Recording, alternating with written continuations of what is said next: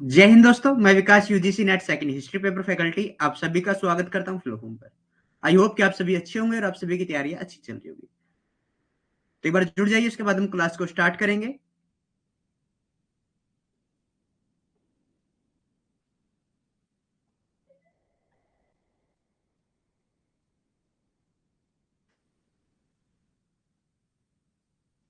तो आप सभी जुड़ जाइए, एक बार क्लास को फिर स्टार्ट करेंगे उसके बाद।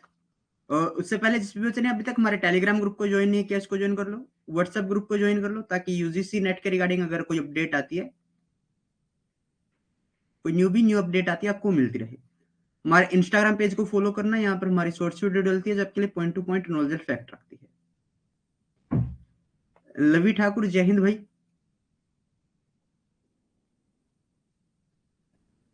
साजिया प्रवीण, गुड इवनिंग आप सभी को, शुभ संध्या।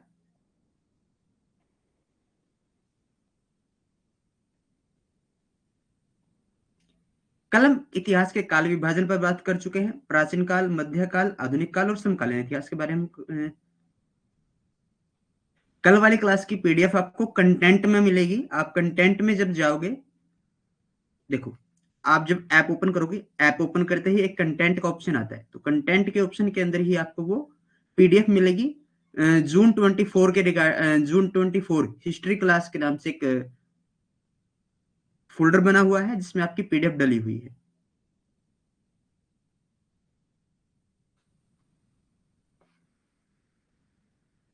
जेम्स मिल के बारे में हम चर्चा कर चुके हैं। इतिहास के विभाजन के बारे में हम चर्चा कर चुके हैं। मानव की उत्पत्ति के बारे में हमने चर्चा की, एवोल्यूशन ऑफ ह्यूमन। फिर हमने एप्स के बारे में चर्चा की। रोमन डार्ट के बारे में हमने चर्चा की थी। 1924 में दक्षिण अफ्रीका के ट्रांसवाल से इन्होंने एक चूने की खान से टोंग नामक प्रांत से क्या प्राप्त किया था, एक कपाल प्राप्त हुआ था, जिसे अफ्रीकेनस की संज्ञा दी गई थी। एस्ट्रोलोपिथेकस का प्रथम प्रमाण था वो। ठीक है। होमो हैबिलस की हमने चर्चा की। हाथ का पहली बार प्रयोग करने वाला मानव इसे कहा गया। कारीगर मानव की संज्ञा से दी गई। अंगूठा सीधा था। औजार बनाने वाला प्राणी से कहा गया। ठीक है।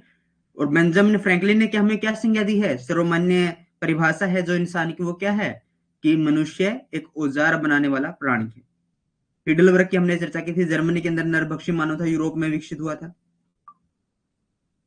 होमो इरेक्टस के बारे में हम चर्चा करेंगे। तो आज हमारी जो क्लास स्टार्ट होगी वो होमो इरेक्टस से शुरू होगी। तो एक बार कमेंट करके सभी मुझे बता दीजिए ऑडियो एंड वीडियो आपके पास क्लियर है, फिर हम क्लास को शुरू कर लेंगे।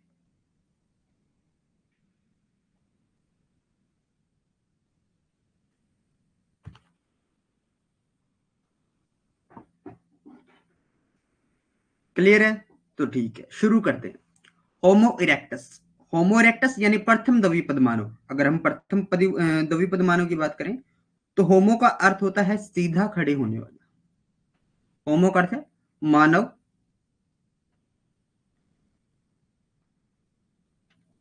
इरेक्टस का अर्थ है सीधा खड़े होने वाला। सीधा। परमदीप, गुड इवनिंग बहन। सीधा खड़े होने वाला।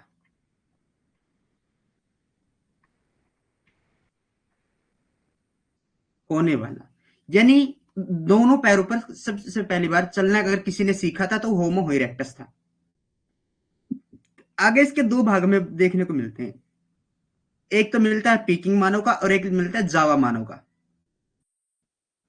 जावा मानव रीढ़ की हड्डी अधिक सीधी थी। आग का आविष्कारक इसे माना जाता है। पीकिंग मानव अस्थि पिंजर बीजिंग चीन से इसके मिले हैं। जावा मानव अधिक रीढ़ की जावा मानव से रीढ़ की हड्डी अधिक सीधी थी। ठीक है। हाथ का खुलकर प्रयोग किया था। हाथ का जो प्रयोग था वो खुलकर किया था। अनु, गुड इवनिंग बहन। हाथ का खुलकर प्रयोग करने वाला मानव कौन सा था? पीकिंग मानव था। और जावा मानव रीढ़ की हड्डी सीधी थी। दो पैरों पर चलने वाला पहला मानव होमो इरेक्टस था। आगे चले। होमो इरेक्टस फर्स्ट बाइपेडियल मानव man, sorry, bipedal man. Java human. Spain was more state consider the inventor of fire. Peking मानव man bone cage found in Beijing China more than Java man had starting Spain used hands freely.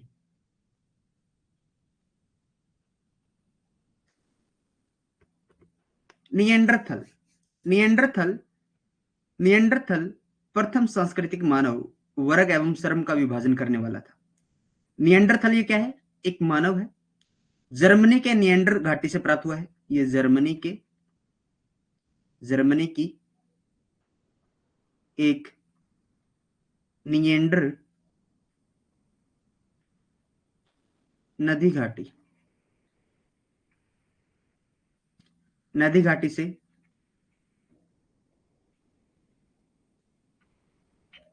अवशेष प्राप्त हुआ है। अवशेष प्राप्त होने के कारण इसका क्या नाम रख दिया गया? इसका नाम निएंडरथल रख दिया गया। इसे प्रथम सांस्कृतिक मानव कहा जाता है। क्या कहा जाता है? निएंडरथल को प्रथम सांस्कृतिक मानव की संज्ञा दी गई है। अंतिम संस्कार करने के कारण मृतकों का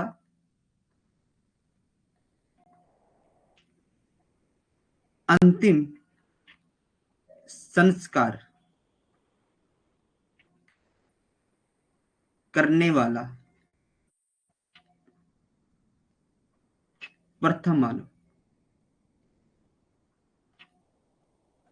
अब मुझे बताइए, कमेंट कीजिए, औजार बनाने वाला या फिर हाथ का प्रयोग करने वाला पहला मानव कौन था?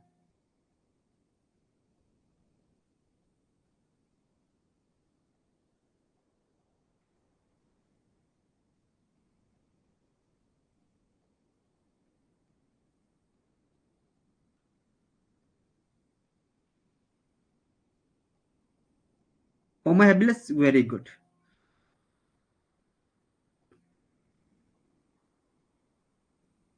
बिल्कुल, Ravi Thakur, Homo habilis, very good. आग का आविष्कार करने वाला मानव कौन सा था?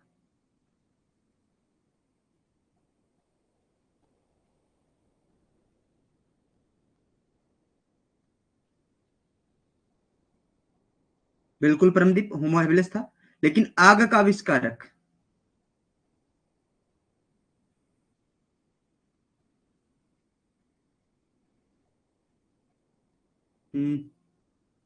जावा मानव, बिल्कुल। होमो इरेक्टस प्रथम द्विपद मानव। उसके बाद क्या आएंगे? पीकिंग मानव, बिल्कुल सियाज। होमो इरेक्टस नहीं आएगा, जावा मानव आएगा। परमदीप का राइट आंसर है, बिल्कुल जावा मानव। तो देखो, श्रम का विभाजन इसने किया। श्रम का विभाजन कैसे किया? कि कौन तो घर पर रहकर घर का काम करेगा और कौन बाहर जाकर शिकार करके लेके आएगा, यानी काम करेगा। ठीक है। वर्ग एवं श्रम का विभाजन किसने किया था? तो निएंडरथल मानव था, उसने किया था। आग का व्यापक आविष्कार किया था इसने। वैज्ञानिक नाम इसका क्रोमैग्नन है। मस्तिष्क क्षमता इसकी क्या थी? अधिक थी। मस्तिष्क क्षमता अधिक थी। जब ये अंतिम संस्कार करता था तो भोग की वस्तुएं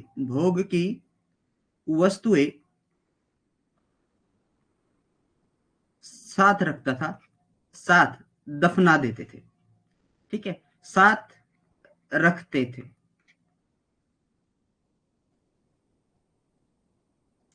आगे है होमोसेपियंस। होमोसेपियंस आधुनिक मानव की संज्ञा दी गई है।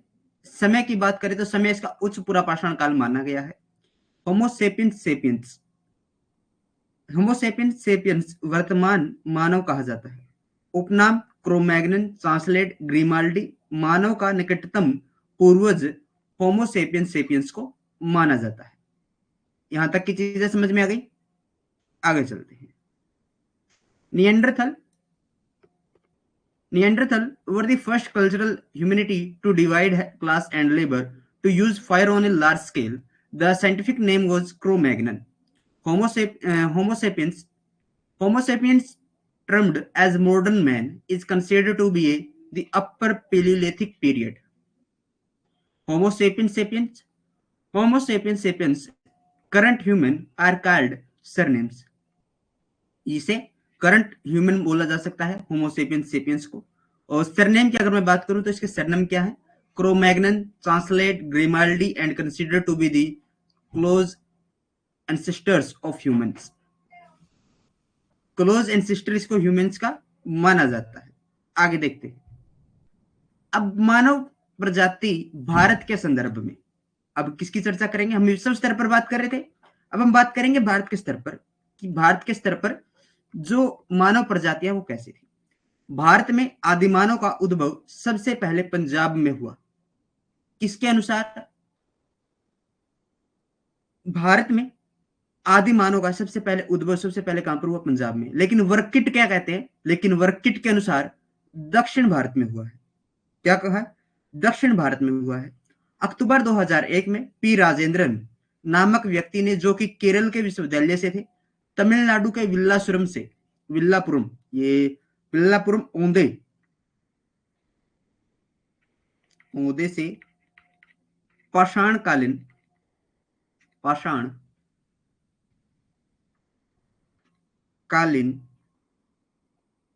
शिशु शिशु मानव की खोपड़ी खोजी थी। अक्टूबर 2001 पी राजेंद्रन नामक व्यक्ति हैं, केरल के विश्वविद्यालय से थे, तमिलनाडु के विल्लापुरम ओंदे से पाषाणकालीन शिशु मानव की खोपड़ी खोजी थी 2001 में। क्लियर है? जेई लुइस ने सबसे पहले 1932 में पाकिस्तान के पोटवार पठार स्थित शिवालिक की पहाड़ी से 2 मानव कपाल प्राप्त किए। देखो, इसको समझने की कोशिश करना, यहां पर समझना। देखो कौन है? JEE Louis.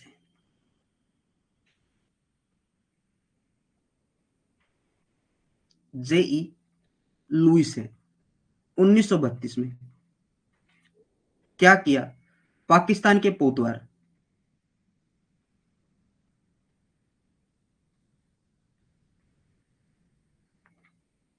पठार है, यहां पर पठार से 2 मानव, शिवालिक पहाड़ी,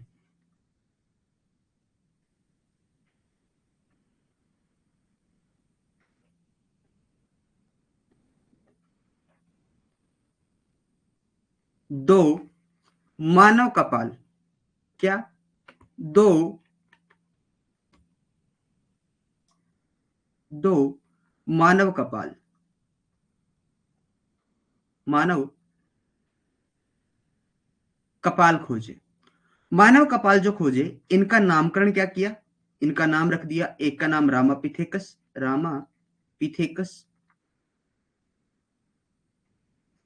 और एक का नाम रख दिया शिवापिथेकस।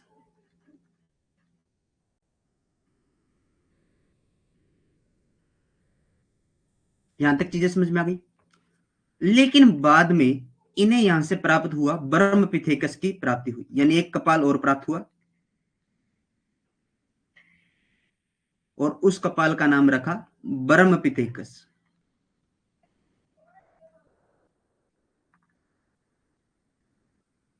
ब्रह्मपिथेकस अन्य कपाल प्राप्त हुआ, अन्य कपाल प्राप्त हुआ,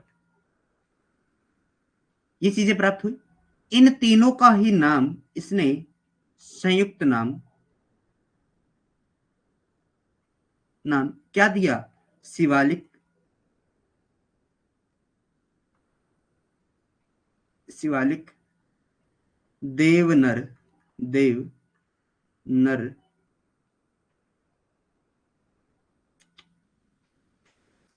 एक मिनट, ये चीजें समझ लो, दोबारा वरना रिटर्न करना पड़ जाएगा ये।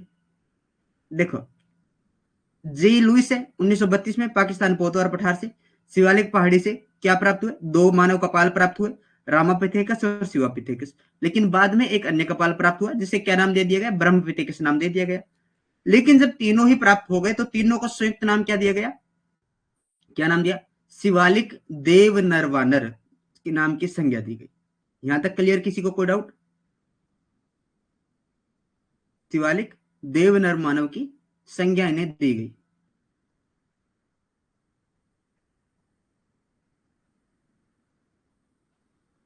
क्लियर? ओके।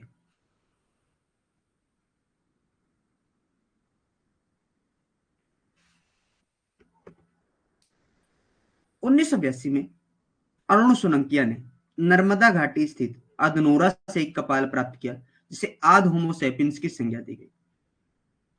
या फिर उसे क्या कहा गया, आद होमोसेपियंस। अन्य नाम क्या है, होमो इरेक्टस, होमो इरेक्टस।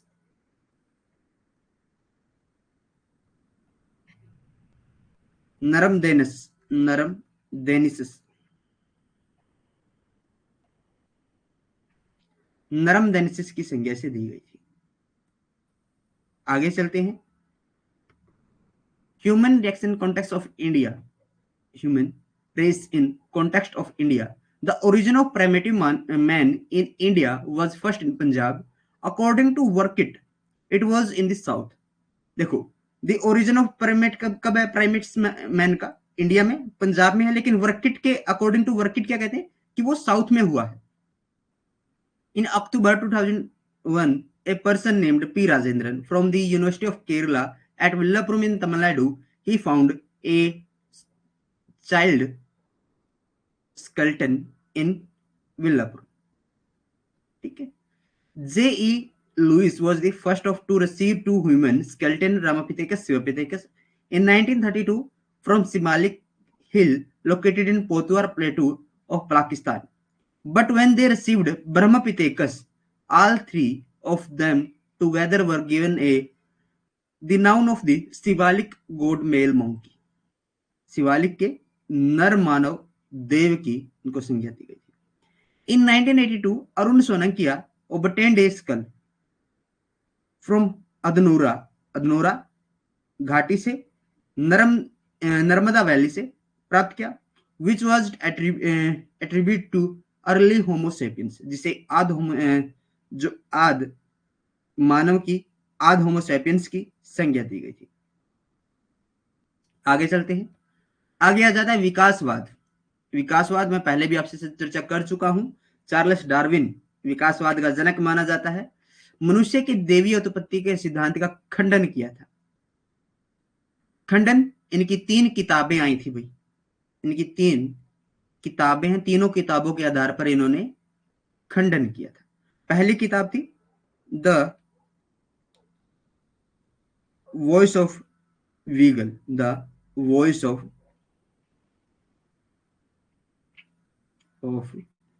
वीगल 1839 में। ठीक है। दूसरी किताब आई द ओरिजिन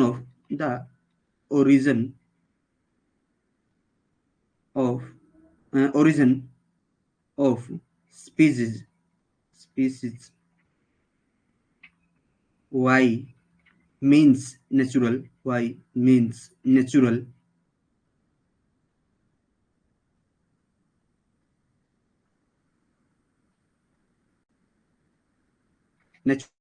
सिलेक्शन।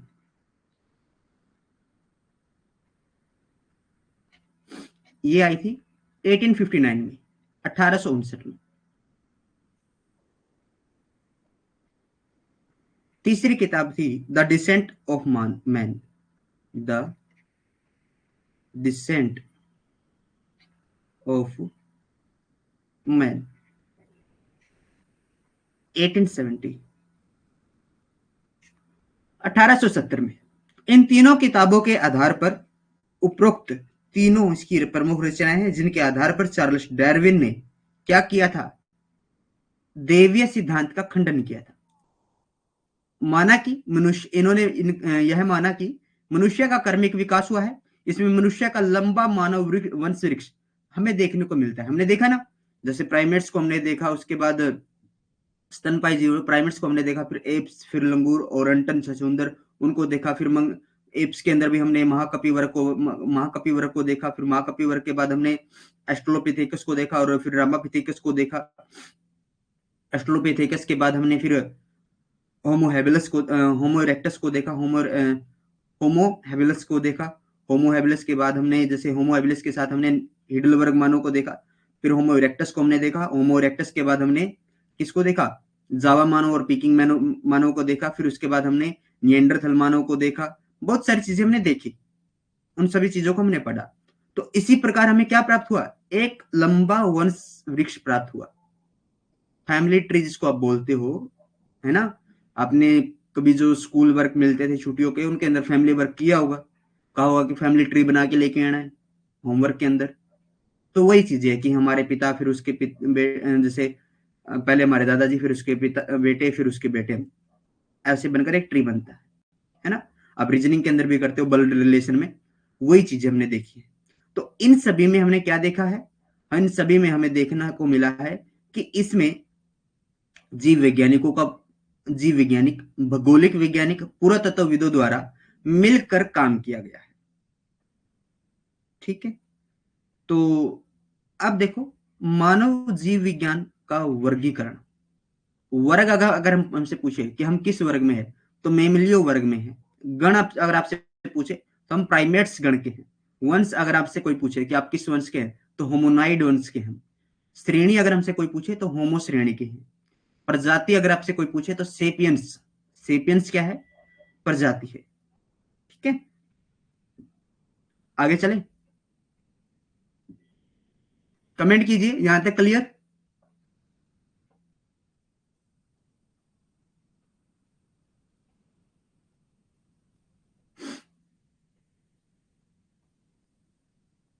क्लियर, चीजें समझ में आ रही है ना।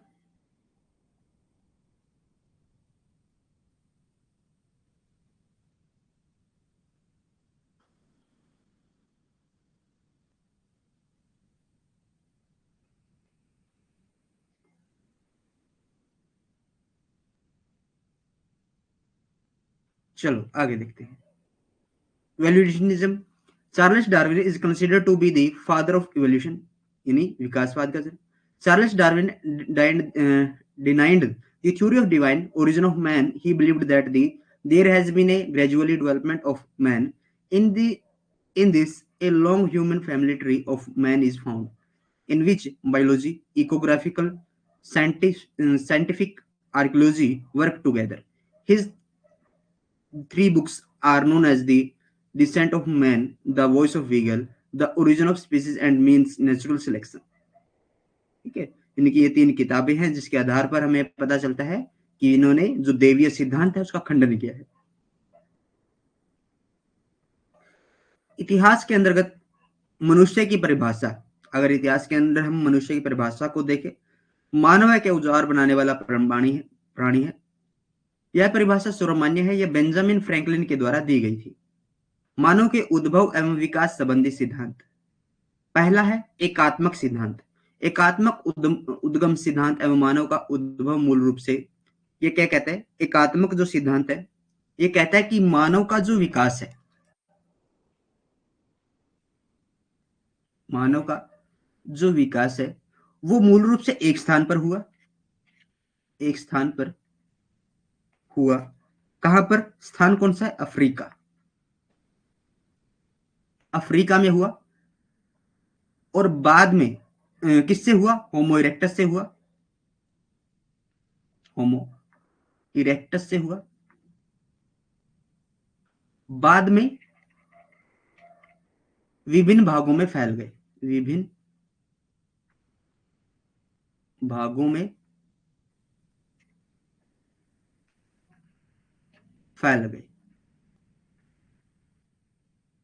समांतर उद्भव का सिद्धांत ये कहता है कि एक ही समय हुए पृथ्वी पर और होमो इरेक्टस से हुए। Clear. The definition of a man under history is human, human being a tool making creature. This definition is universally accepted. It was given by Benjamin Franklin.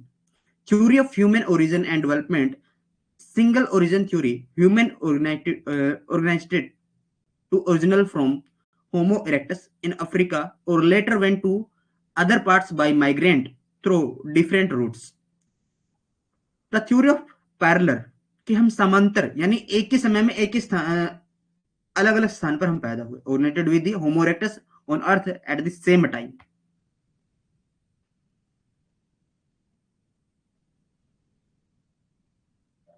तो ये चीजें समझ में आ गई। तो अब कुछ नाम लिख लो, नाम, जैसे यहां पर मैं लिखता हूं मानव और यहां पर उनके उपनाम।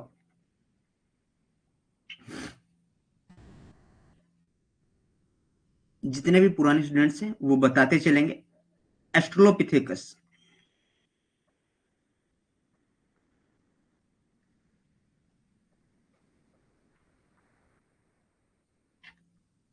कमेंट कीजिए, एस्ट्रोलोपिथेकस को किस नाम से जाना जाता है।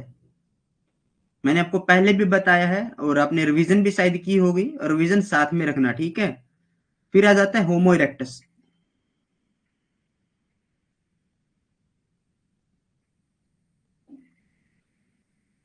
इनके वैज्ञानिक नाम मैंने आपके साथ साथ बताए हैं, ठीक है। होमो सेपियंस।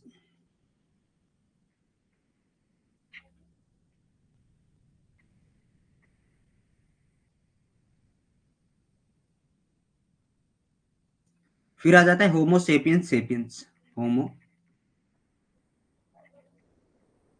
सेपियंस सेपियंस, ठीक है। देखो भाई, एस्ट्रोलोपिथेकस, रोमन डार्ट की हमने बात की थी, है ना। ट्रांसवाल प्रांत, रोमन डार्ट। तो उसने जो कपाल प्राप्त किया था वो एस्ट्रोलोपिथेकस का था, और इसे किसकी संज्ञा दी थी? अफ्रीकेनस की संज्ञा दी थी। अफ्रीकेनस की संज्ञा इसे दी थी, ठीक है। होमो इरेक्टस, पिथेकेन, पिथेकेन प्रोस्पस, ठीक है। होमोसेपियंस निएंडरथल को हमने बोला है।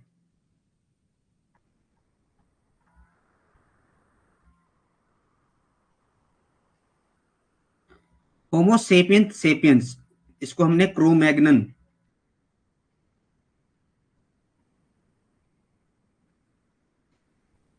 ट्रांसलेट,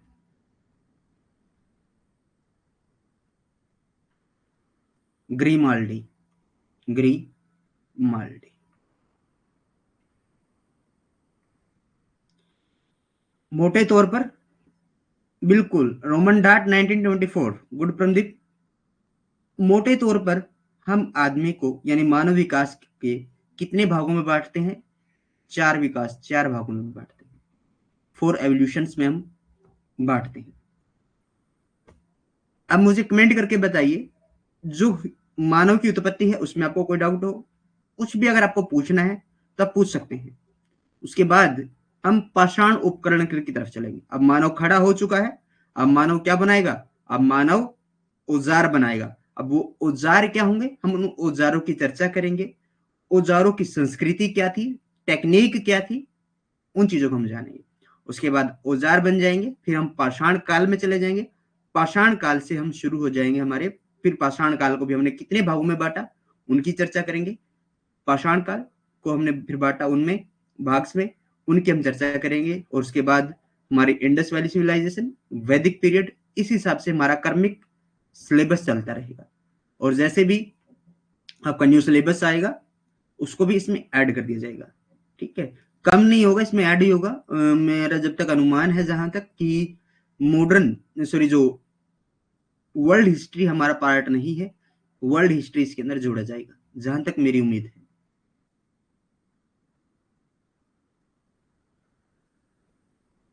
बाकी एनटीए जानता है कि उसको क्या करना है क्या नहीं करना।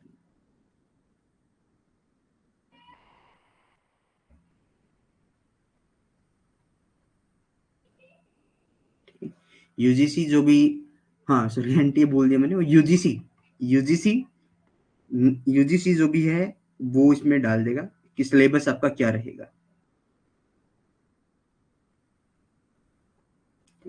एनटीए एक एजेंसी है जो आपके एग्जाम कंडक्ट करवाती है। यूजीसी जो भी डिसीजन लेगा वो इसमें डाल दिया जाएगा। चलो कमेंट करके मुझे बताइए, इतनी चीजें क्लियर।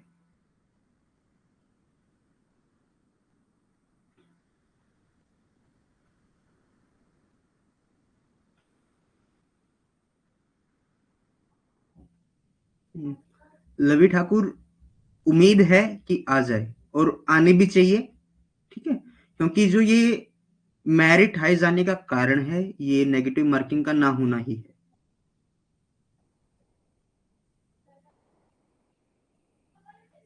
चलिए, होनी चाहिए, ताकि जो एक्चुअल बच्चे हैं वही उसको डिजर्व करें।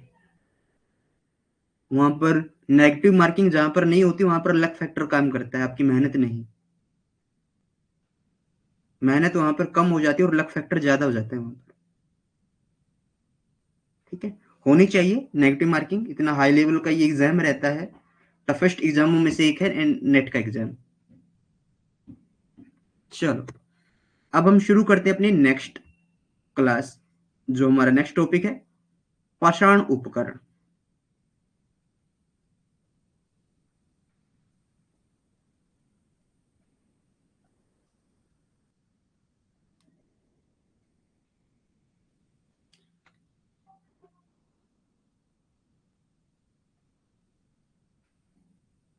चलो, स्टोन टूल्स,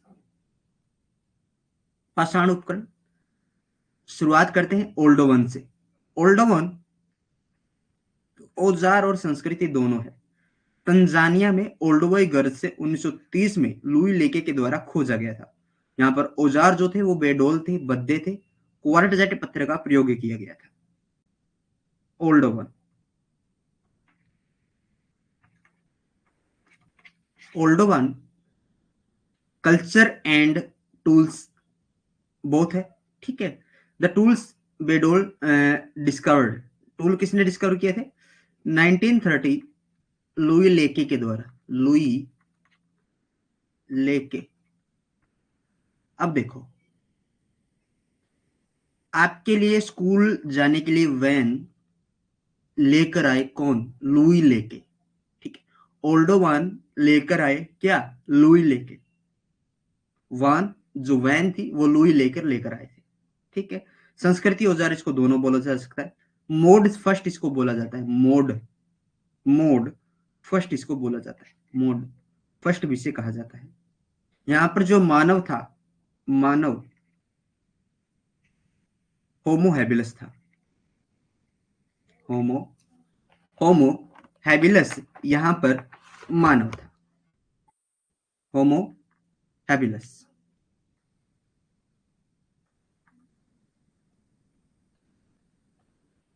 होमो हैबिलस यहां पर मानव था।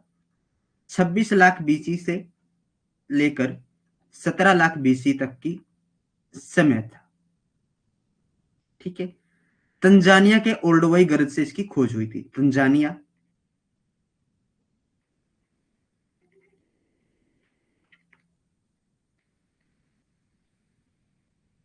ओल्डोवई गर्ज, खोज 1930 लुई लेके के द्वारा किया गया था।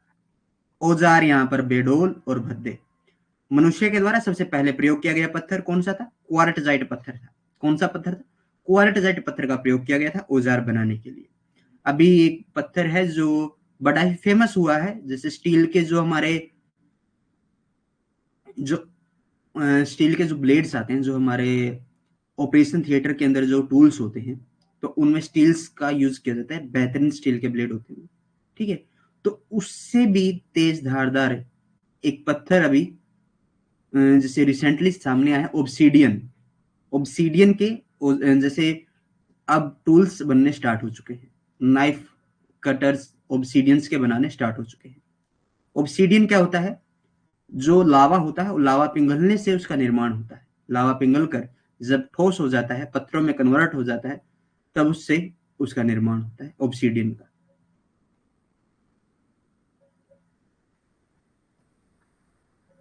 ओल्डोवन tools and culture are both the tools Bedoll discovered by Louis Leakey 1930 from Olduvai Gorge in Tanzania. Quartzite stone was used. Clear है? एबीविली, एबीविली यूरोप की सबसे पुरानी संस्कृति है और औजार है। एबीविली क्या है? सबसे पुरानी संस्कृति है यूरोप की, और साथ में क्या है? औजार भी है। ये कितने समय की है? ये 6 से 4 लाख बीसी के बीच दिखाई दी गई थी। 6 से 4 लाख बीसी के बीच दिखाई दी गई, बीच दिखाई दी थी। ठीक है, औजार कैसा था? हस्त कुठार था, हस्त कुठार, और लंबे व चौड़े थे, लंबे व चौड़े, भारी, बेडोल, अभी तक भी औजार लंबे व चौड़े, भारी व बेडोल थे। केवल एक सलक उतारा गया था। सलक होता है मतलब ऊपर की छाल। एक पत्थर है, मान लीजिए ये गोल पत्थर है, ठीक है, यहां से सिर्फ एक सलक उतारा गया था, ऐसे हिट करके यहां से इसको थोड़ा सा तेज किया गया था एबी वैली के अंदर। Abbeville is the oldest culture in the Europe. The tools the hand axe was the only one सल्क लवर्ड। क्लियर। आगे चलते हैं। आगे आ जाती है एस्यूली। एस्यूली या फिर एसुलियन फ्रांस के सेंट एसूल से प्राप्त होने के कारण इसका नामकरण हुआ है। होमो इरेक्टस मानव द्वारा, यहाँ पर होमो इरेक्टस मानव थे। औजार जो थे वो अंडकार थे, नाशपाती के आकार के थे। भारत में साक्ष्य अतिपरक्कम से, अतिपरक्कम मद्रास में है, वहां से प्राप्त किया था। और कृष्ण स्वामी ने इसे मद्रासी संस्कृति भी कहा है। ठीक है, क्या है? एसूली है।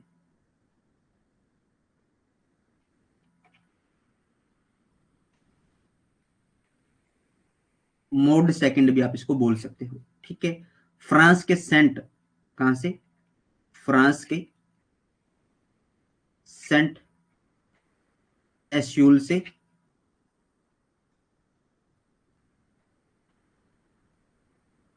प्राप्त होने के कारण इसका नामकरण हुआ है।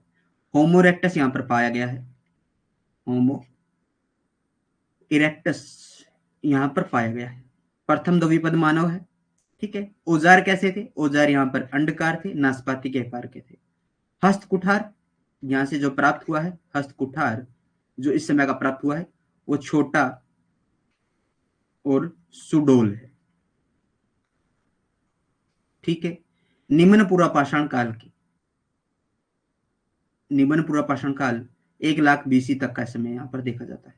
1 लाख बीसी तक का समय यहां पर देखा जाता है। भारत में साक्ष्य यहाँ के अति परक्कम मद्रास से प्राप्त हुए हैं और इस कृष्ण स्वामी ने इसे मद्रासी संस्कृति कहा है। एस्यूली या Acheulian named after the being derived from set Esul in France. Homo erectus was human. Tools were oval and pear sharped. Evidence in India found from Atiparakam. Krishna Swami called its Madrasi संस्कृति। Clear है? अब देखो, क्लेक्टोलियन, क्लेक्टोलियनी एसूली के साथ साथ पनपने वाली संस्कृति है। इसमें होमो हिडलबर्ग मानव था। ठीक है, समय की अगर मैं बात करूं तो 4 लाख बीसी इसका समय देखा गया है। Clactonian is a culture that flourished side by side with the Acheulian. Homo Heidelberg was human.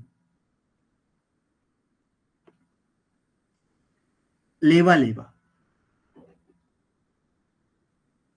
भाई समझ में भी आ रहा है ना? ये चीजें थोड़ी सी जैसे आपको अजीब लग रही होगी क्योंकि आपने पहले ट्राई नहीं किया इनको पढ़कर। आप डायरेक्ट पाषाण काल से सीधा चले जाते हो, या तो उठाते हो सीधे इंडस वैली सिविलाइजेशन। मैं पढ़ने का तरीका बताता हूँ।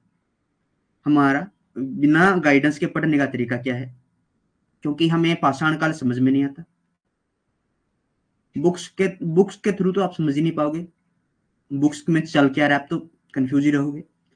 फिर आप चले जाते हो सीधे इंडस वैली सिविलाइजेशन से। Indus valley civilization, Indus valley civilization यहां पर आपको थोड़ा अच्छा लगता है। उसके बाद आप चले जाते हो वैदिक पीरियड के अंदर, वैदिक थोड़ा और अच्छा लगता है। फिर आ जाते हो महाजनपद। महाजनपद में आप क्या पढ़ते हो? सिर्फ राजधानियां। ठीक है, राजधानी पढ़ने के बाद आप चले जाते हो यहां पर महाजनपद हो गया, राजधानी हो गई। डायरेक्ट फिर आप आ जाते हो मिडिवल के अंदर। नहीं, यहां से आ जाते हो आप मौर्यज के अंदर। मौर्य भी तो रहते हैं ना पढ़ने आपके, मौर्य यहां पर पढ़ लेते हो। ठीक है, मौर्योत्तर आप पढ़ लेते हो। फिर आप पढ़ लेते हो गुप्त, गुप्त को पढ़ लोगे यहां पर। ठीक है,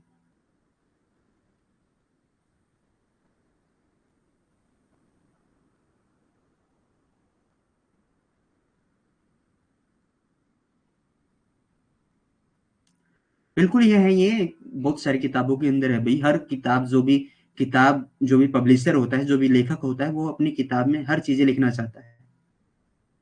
वो अपने हिसाब से अपनी किसी भी काम में, अगर कोई भी व्यक्ति, अगर आपको मैं कोई किताब लिखने के लिए दूं तो आप अपना बेस्ट दोगे उसमें। है ना।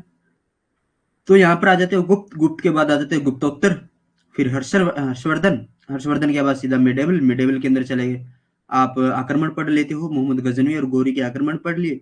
उसके बाद सीधा फिर मिडेवल, मिडेवल के बाद आपका मिडावेल में अकबर को पढ़ लिया, जैसे मुगल काल, दिल्ली सल्तनत को पढ़ लिया और मुगल काल को पढ़ लिया। उसके बाद डायरेक्ट आप चले जाते हो, जंप करते हो डायरेक्ट मॉडर्न के अंदर। मॉडर्न के अंदर आप पढ़ लेते हो 1857 की क्रांति, ठीक है, बेस्ट पार्ट रहता है वो आपका 1857 की क्रांति। उसके बाद महात्मा गांधी का थोड़ा सा जीवन, उनका आना, उनके आंदोलन। उसके बाद थोड़ा सा आप पढ़ लेते हो जो क्रांतिकारी आंदोलन हुए शहीद भगत सिंह जी के द्वारा, चंद्रशेखर आजाद जी के द्वारा, ठीक है। फिर थोड़े बहुत कमीशन पढ़ लेते हो, आयोग पढ़ लेते हो, और चार्टर एक्ट अगर सामने आया तो पढ़ लिया, अदरवाइज छोड़ दिया। चार्टर एक्ट का आपसे काउंट पूछ लेगा कि चार्टर एक्ट आए कितने हैं ऐसे तक, ठीक है। हर चीजों को सिस्टमैटिक ढंग से पढ़िए।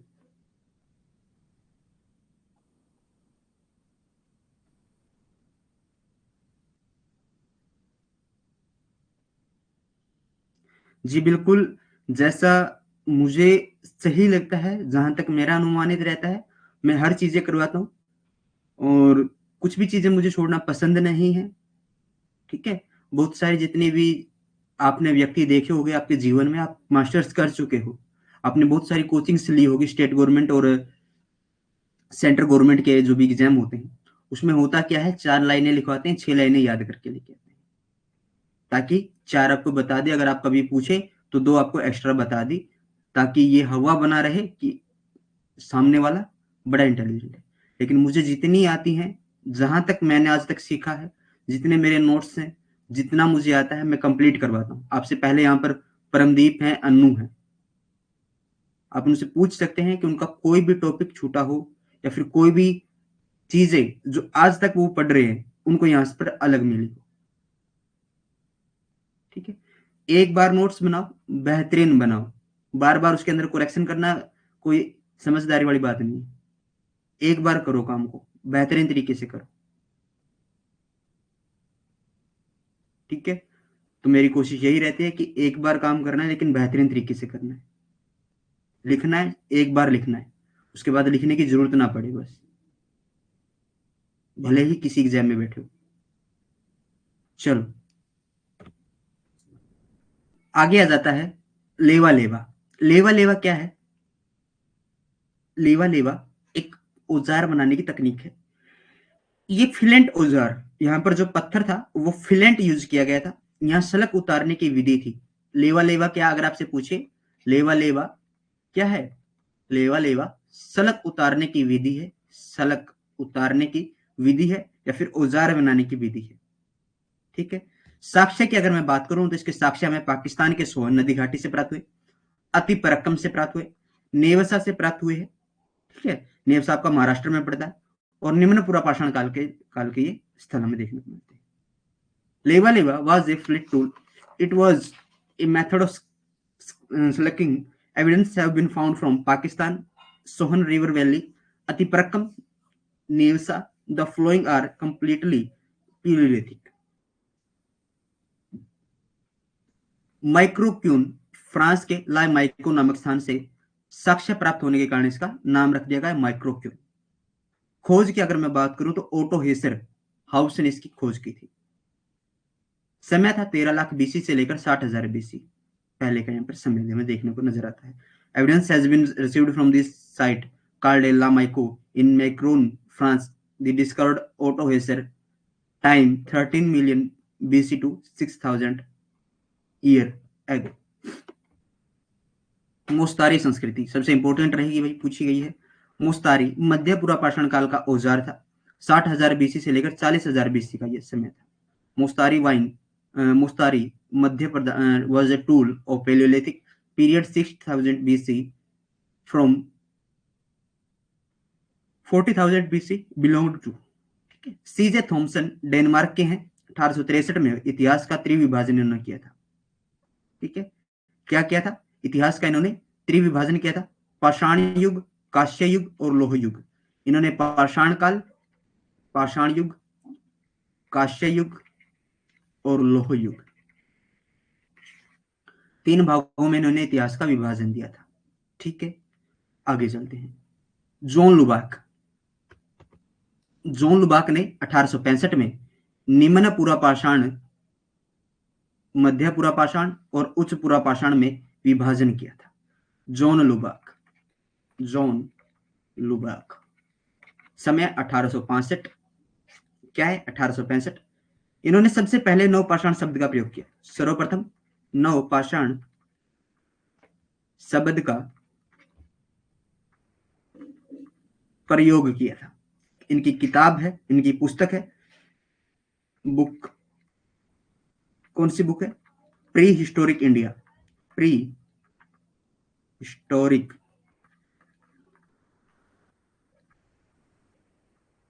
इंडिया। इसमें इन्होंने इस वर्ड का यूज किया और इसने किस में बांट दिया? निम्न पुरापाषाण, ठीक है, मध्य पुरापाषाण, फिर उच्च पुरापाषाण। उच्च पुरापाषाण समझ में आ रही है? John लुबाक in 1865 divide the lower Paleolithic, middle Paleolithic and upper Paleolithic. In this book, Prehistoric India, the terms Neolithic was first used.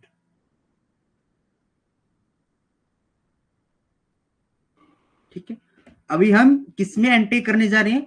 अब हम पाषाण काल के अंदर, पाषाण काल में भी पूरा पाषाण काल के अंदर एंट्री करने जा रहे हैं। फिर हम पूरा पाषाण काल को 3 भागों में डिवाइड करके पढ़ेंगे, निम्न पुरा, मध्य पुरा और उच्च पुरा। ठीक है, पूरा पाषाण काल के बाद मध्य पाषाण काल, फिर नव पाषाण काल हमारा आ जाएगा। समझ में आ गई?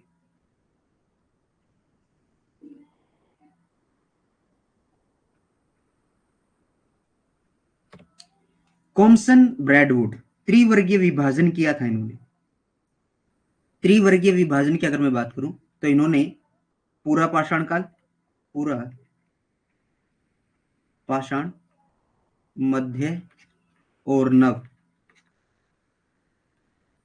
पाषाण काल। नव पाषाण काल को इसमें क्या कहा जाता है? नव पाषाणिक क्रांति कहा था। नव पाषाणिक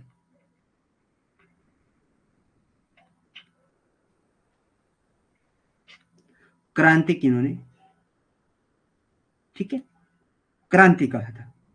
अब पूरा पाषाण काल जो था, पूरा पाषाण काल जो था, इसमें मानव कैसा था? इसमें मानव जो था वो भोजन संग्रहक था। भोजन संग्रहक, भोजन इकट्ठा किया और उपभोक्ता, उपभोग कर लिया,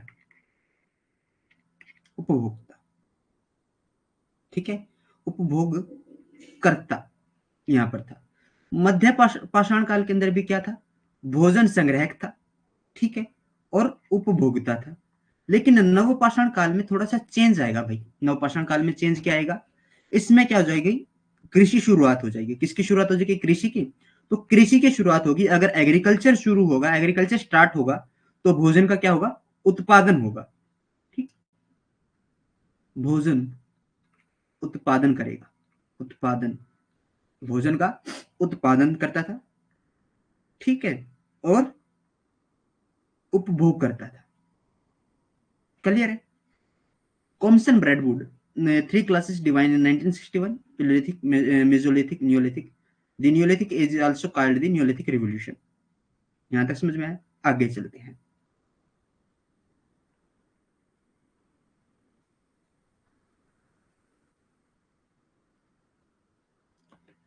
एडवर्ड लोरटेट ने क्या किया? 1970 में दोबारा विभाजन दे दिया। 1970 में विभाजन किया निम्न पूर्व पाषाण। देखो, इसने जो 1970 में विभाजन, एडवर्ड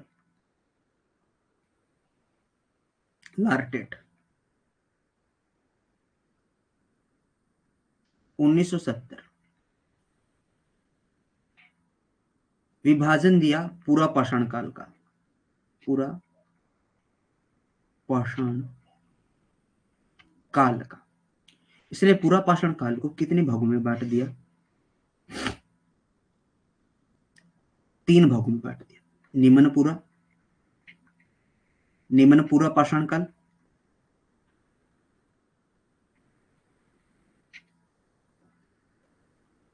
मध्य पूरा पाषाण काल, मध्य पूरा पाषाण काल। फिर आ जाता है उच्च पूरा पाषाण काल, उच्च पूरा पाषाण काल। ये चीजें समझ में आ रही है? यहां से ट्विस्ट आएगा, ठीक है, यहां से क्या आएगा, ट्विस्ट आएगा, और यहीं से अब हम आगे बढ़ेंगे निम्न पूरा पाषाण काल के अंदर। यहां तक चीजें समझ में आ गई? ये स्लाइड समझ में आ गई ना, तो पूरी इतिहास समझ में आ जाएगा, बस यहां तक ध्यान रखना बस, ठीक है। उसके बाद हिस्ट्री में कुछ है ही नहीं समझने का। निम्न पूरा पाषाण काल जो था, ठीक है, इसमें जो हथियार थे, हथियारों का आविष्कार हुआ।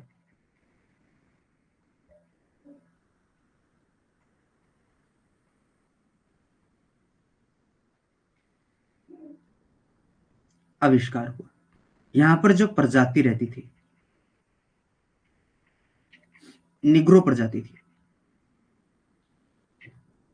निग्रो प्रजाति के यहां पर लोग थे, ठीक है। एडोर्ट लोटे redivided in 1970, lower Paleolithic, middle Paleolithic, upper Paleolithic. In the lower Paleolithic period, weapons were invent Negro species lived in it, जो निम्न पूरा पाषाण काल था, ठीक है। उसमें हथियारों का आविष्कार हुआ, डिस्कवर्ड ऑफ वेपन्स, एंड जो यहाँ पर निग्रो स्पीसीज थी वो लिव करती थी, बिलोंग करती थी, यहाँ पर लिव रहती थी, ठीक है। रॉबर्ट ब्रूस फुट 1863 में पलवरम से एक हस्तकुठार खोजा। हम निम्न पूरा पाषाण काल की बात कर रहे हैं, तो क्या किया रॉबर्ट ब्रूस फुट ने 1863 में पलवरम, ठीक है, हस्तकुठार खोजा था। इन्हें भारतीय प्रागैतिहासिक काल का जनक कहा जाता है। किसे? रॉबर्ट ब्रूस फुट को क्या कहा जाता है? भारतीय प्रागैतिहासिक काल का जनक, ठीक है। भारतीय पुरातत्व विभाग का जनक किसे कहा जाता है? नोट डाल के लिख लेना, किसे कहा जाता है? भारतीय पुरातत्व विभाग, पुरातत्व विभाग का जनक, जनक किसे कहा जाता है? कनिंगम को।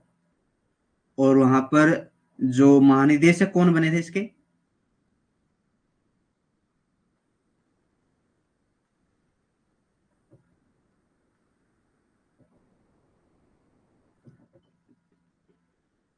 महानिदेशक कैनिंग, ठीक है, Canning.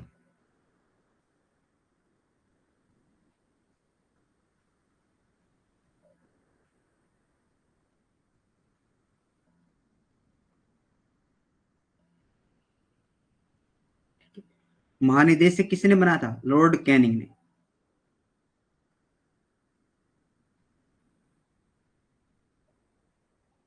Robert Bruce Foote discovered a index from Pallavaram in 1863. He is called the father of Indian prehistory, ठीक है। अब क्या हुआ? स्तनपाई बड़े जानवरों के शिकार का सर्वप्रथम खोज सॉन जॉन ने जर्मनी से की थी। जर्मनी से मिले, और जर्मनी से जो साक्ष्य मिले वो 4 लाख बीसी के थे, और इसी समय वहां पर हिडलबर्ग मानव था, ठीक है। देखो, स्तनपाई बड़े जानवरों का शिकार,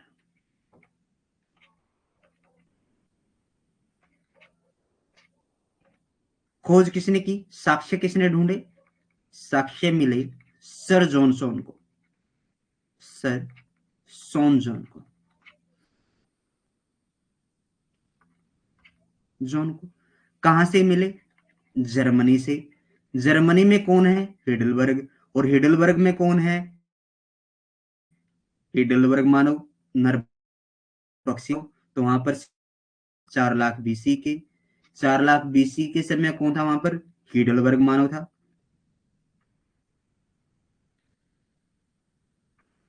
हिडलबर्ग मानव इस समय पर यहाँ पर था। ठीक है।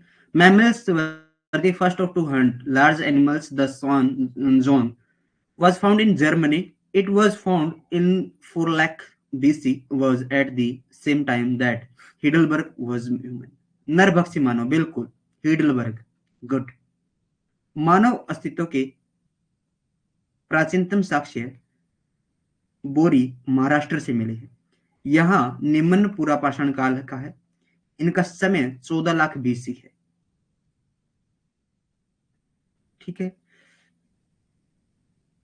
यहां पर लिखो बॉक्स ग्रीन, बॉक्स ग्रीन। यह है कहां पर? इंग्लैंड में है। 5 लाख BC के यहाँ पर साक्ष्य देखने को मिलते हैं। लाख BC के साक्ष्य देखने को मिलते हैं। यहाँ पर जो मानव था वो खाना बदोश था। खाना बदोश जीवन जीता था। खाद्य उपभोक्ता था। खाद्य उपभोक्ता था। उपभोक्ता था। क्लियर है? आगे चलते हैं। टेरामाटा। टेरामाटा टेरामाटा फ्रांस में है। यहां से पत्थर के औजार और आग में पकी चिकनी मिट्टी, जली हुई हड्डी और घास फूस की लकड़ी की झोपड़ी मिली है। यह झोपड़ी मौसमी आवास के लिए बनाई गई थी। ठीक है। और इसका समय 14 लाख से लेकर 10 लाख BC माना गया है। झोपड़ी के अन्य साक्ष्य में चेसो जावा, कहां पर है ये? केन्या में। केन्या। और स्वार्ट क्रॉस दक्षिण अफ्रीका। दक्षिण अफ्रीका से प्राप्त होते हैं। ठीक है। टेरामाटा से हमें क्या प्राप्त है? आग में पकी हुई चिकनी मिट्टी प्राप्त हुई है, जली हुई हड्डी प्राप्त हुई है और घास फूस की लकड़ी की झोपड़ी मिली है। ठीक है। मौसमी आवास के लिए बनाई गई थी। समझ में आ गया? क्लासेस सर 7 PM पर। बिल्कुल भाई अनु, आप क्लास बस ये लास्ट स्लाइड है, उसके बाद हम इसको यहीं पर ड्रॉप कर देंगे। ठीक है। Terra Amata is the France from here stone tools, clay burnt, bone and grass, touch head, wooden hat have been found. Other evidence of the hat is believed to the squat from Transkeva, Kenya, goat from दक्षिण Africa. Clear है? आगे की class हमारी कल होगी, जिसके अंदर हम जो हमने निम्न पूरा पाषाण काल को हमने पढ़ना शुरू किया। निम्न पूरा पाषाण काल को हमने पढ़ना शुरू किया। उसके अंदर हमने कौन कौन से औजार हम पढ़ेंगे, औजारों की चर्चा करेंगे और उसके स्थलों की चर्चा करेंगे कि कौन सा स्थल कहां पर है। तो यहां तक मुझे कमेंट करके बता दीजिए आपको क्लियर चीजें समझ में आ गई और आपको क्लास कैसी लगी वो मुझे बता दीजिए। लवी ठाकुर, थैंक यू भाई। और इसके नोट्स आपको कंटेंट में जाकर ढूंढने हैं, वहां पर आपको उसको मिल जाएंगे नोट्स। ठीक है।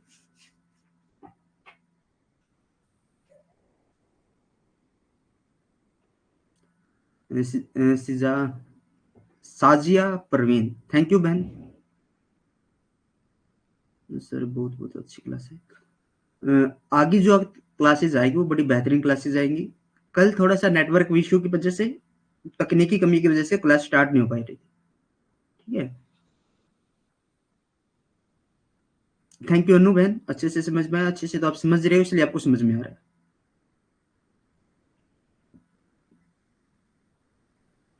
सो अमेजिंग क्लास भाई, थैंक यू प्रमदीप बहन। चलो, तो इसी के साथ इस क्लास को हम यहीं पर समाप्त करते हैं और अपने पेपर फर्स्ट के ऊपर फोकस रखो। ठीक है। Paper first is very important. आसान है। आसान चीजों की आप तरफ ध्यान नहीं दे रहे हो। ठीक है, ध्यान दो। आईसीटी में क्या आता है? रैम, मेमोरी, जीबी, ये चीजें आती है।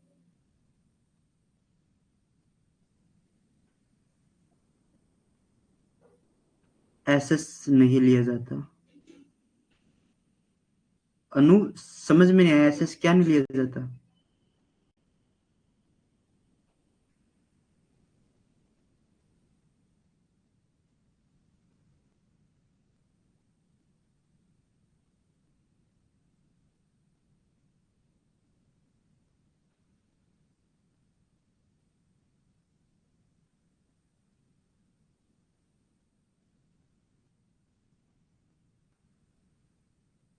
स्क्रीनशॉट नहीं लिया जाता, बिल्कुल स्क्रीनशॉट अलाउड नहीं है।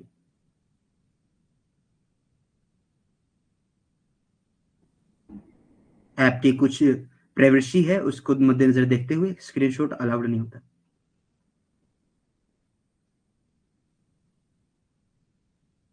तो इसी के साथ हम इस क्लास को यहीं पर समाप्त करते हैं। फिर मिलेंगे एक नए अध्याय के साथ, कुछ नए तथ्यों के साथ। तब तक के लिए जय हिंद, जय भारत।